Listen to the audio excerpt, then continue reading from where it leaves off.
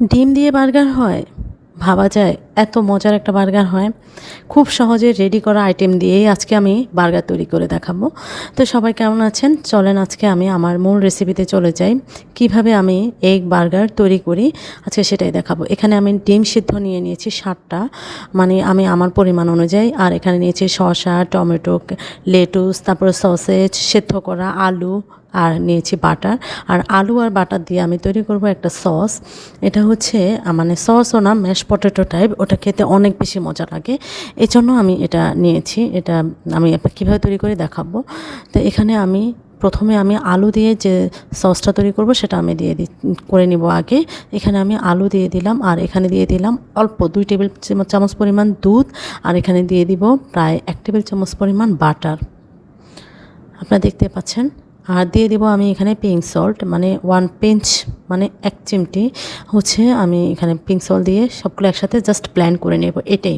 আর এটা খেতে এতটাই মজা হয়, এই বার্গারের সাথে মানে আমি 1 চামচ করে খাই, এটা আমার অনেক বেশি মজা লাগে। সাধারণত আমি মেয়োনিজ খাই না, এই জন্য আমি এটা এভাবে তৈরি করে খাই। যে কোনো কিছুর সাথে এটা বেশি মজা লাগে। তো এখানে আমি সব কিছু আগে কেটে রেডি করে নেব। শশাগুলো দেশি শশা, এর জন্য আমি আর খোসাটা ছাড়াবো না, মানে একদম ডাইরেক্ট আমি চাকচাক করে নিচ্ছি। চাকচাক করে পুরো শশাটা কেটে নেব। আর শশাটা পুরোটা না লাগবে না, অর্ধেকটা লাগবে। আর এখানে আমি সেমভাবে টমেটোটাও স্লাইস করে কেটে নিচ্ছি, সরি স্লাইস না, চৌকো করে কেটে নিচ্ছি।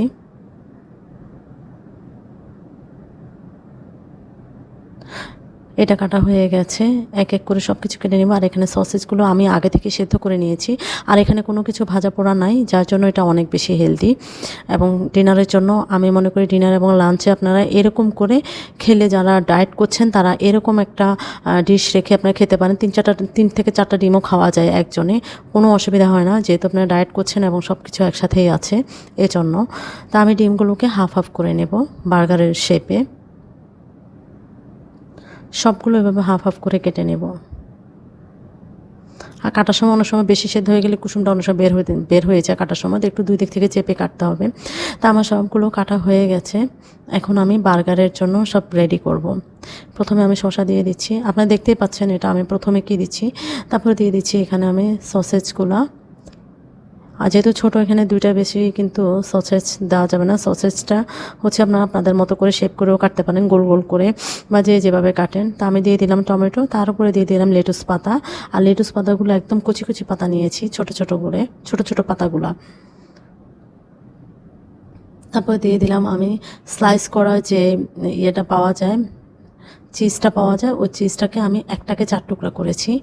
মানে এটা তো অনেক বড়, শিটগুলো অনেক বড় থাকে, এই জন্য আমি একটাকে 4 টুকরা করে নেব, যাতে একটা দিয়ে হচ্ছে মানে 4টা ডিমে হয়ে যাবে। তো আপনারা চাইলে হচ্ছে আমি একটাই দিয়ে দিয়েছি, আপনারা চাইলে আবার একটাকে 4 টুকরা করেও দিতে পারেন। তো আমি মানে 4 টুকরা করিনি, মানে যদিও কোনোটাতে করেছি কিন্তু এটাতে করা হয়নি। তো এই জন্য হচ্ছে মানে বলতে ইয়ে হয়ে গেছে, বাট এখানে একটাকে 4 টুকরা করা যায়, আবার 2 টুকরা করেও দিতে পারেন। এরকম করলে 4 পাশ থেকে দেখা যায়, 4 টুকরা করলে 1 পাশ থেকে দেখা যাবে না, বাট ভিতরে থাকে। তা আমি আরও একটা এভাবে করে দেখাচ্ছি। এই যে আমার এটা কিন্তু 4 টুকরা করা ছিল।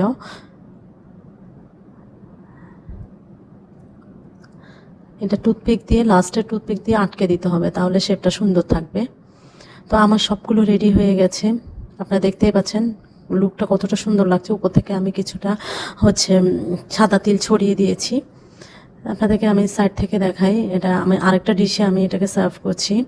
তো সাইড থেকে দেখেন কতটা সুন্দর লাগছে, লাল সবুজ মিলিয়ে, সাদা লাল সবুজ, অসাধারণ একটা কালার ছিল।